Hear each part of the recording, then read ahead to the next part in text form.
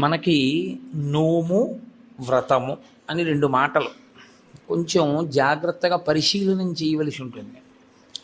నోము అన్న మాట స్త్రీలకి సంబంధించి ఉంటుంది సాధారణంగా. వ్రతము అన్న మాట దంపతులకు సంబంధించి ఉంటుంది.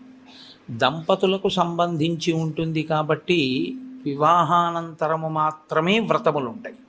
నోములు వివాహపూర్వము ఉంటాయి, వివాహానంతరము ఉంటాయి. వివాహపూర్వము నోము చేసుకునే ముందు దాని ఫలసిద్ధికి చేయవలసినది ఏది అంటే ఆడపిల్ల తల్లిదండ్రులకు నమస్కరించి తండ్రి గారి అనుమతి తీసుకుని నోము చేయాలి. వివాహానంతరము ఆడపిల్ల నోము చేస్తే భర్త గారి పాదములకు నమస్కరించి భర్త అనుమతి తీసుకుని చెయ్యాలి.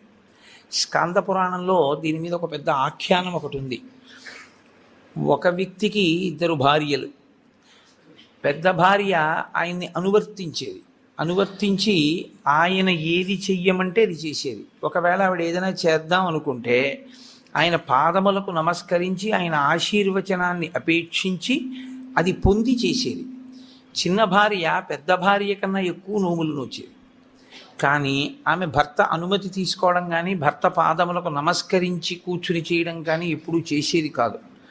కాకతాళీయంగా ఈ భర్త ఇద్దరు భార్యల శరీరములు ఒకరోజే పడిపోతే ఆ భర్త శరీరాన్ని పెద్ద భార్య శరీరాన్ని వాళ్ళ జీవుల్ని స్వర్గలోకానికి తీసుకెడుతున్నారు.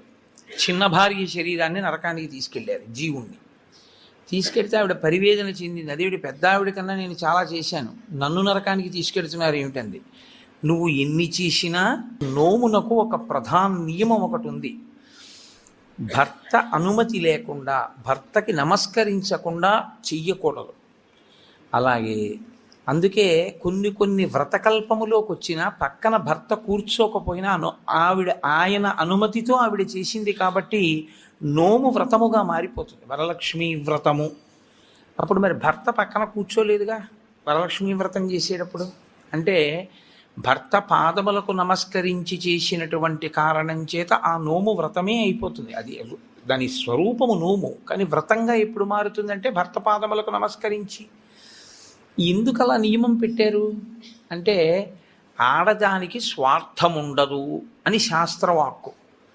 వివాహపూర్వము ఆమె ఏది చేసినా మంచి భర్త కొరకు, వివాహానంతరము ఆమె ఏమి చేసినా అత్తమామలు పుట్టింటి వారి యొక్క సౌఖ్యము కొరకు. మరి నీ సౌఖ్యము? నాకు వేరు సౌఖ్యం లేదు, వాళ్ళందరూ సుఖంగా ఉండడమే నా సుఖం అంటుంది. అందుకే ఆడదాని పేరు మీద నెలకి 3 వానలలో ఒక వాన. అంత గొప్పది పతివ్రతా ధర్మం. అనసూయమ్మ యొక్క గొప్పతనం అంతా పాతివ్రత్యమే. అటువంటి నోములు కొన్ని, వ్రతములు కొన్ని. వ్రతములు అనేకమైనటువంటి వ్రతములు. మీరు ఆ సిద్ధి విఘ్నేశ్వర వ్రతం దగ్గర నుంచి వరలక్ష్మీ వ్రతం, ఋషి పంచమీ వ్రతం, పౌష్య వ్రతం, ఎన్ని వ్రతాలు ఉంటాయో. ఇన్ని వ్రతాలు చేసేది దీని కొరకు అంటే 1 కామ్యసిద్ధి, 2 చిత్తశుద్ధి. ఏ కోరిక లేకపోతే చిత్తశుద్ధి కొరకు చేసినట్టు, ఏదైనా కోరికతో చేస్తే కామ్యంతో చేసినట్టు. రెండిటినీ అనుగ్రహించగలిగి ఉంటాయి.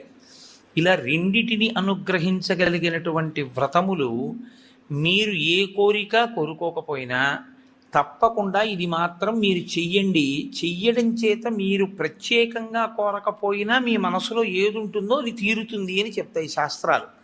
నేను మీకు ఒక ఉదాహరణ చెప్పాలంటే వరలక్ష్మీ వ్రతాన్ని ప్రత్యేకమైన కోరికతో ఎవరు చెయ్యరు. వరలక్ష్మీ వ్రతం చేసేస్తారంతే. ఎందుకు వరలక్ష్మీ వ్రతం చేసేస్తారు అంటే దానికి ఒకటే ఫలితం, భర్త దీర్ఘాయుష్మంతుడవడం, పిల్లలు సుఖంగా ఉండడం. ఈ 2 ప్రత్యేకంగా కోరి వ్రతం ఏ ఆడది చెయ్యదు. ప్రతి ఆడదానికి ఉండే కోరిక ఈ 2. కాబట్టి వరలక్ష్మీ వ్రతం ప్రత్యేకంగా చెయ్యాలా కోరికతో, లేకపోతే ఏ కోరిక లేకపోయినా చెయ్యాలా అంటే ఆ కోరిక నీకు ఎప్పుడూ ఉంటుంది కాబట్టి వరలక్ష్మీ వ్రతం చేయడమే.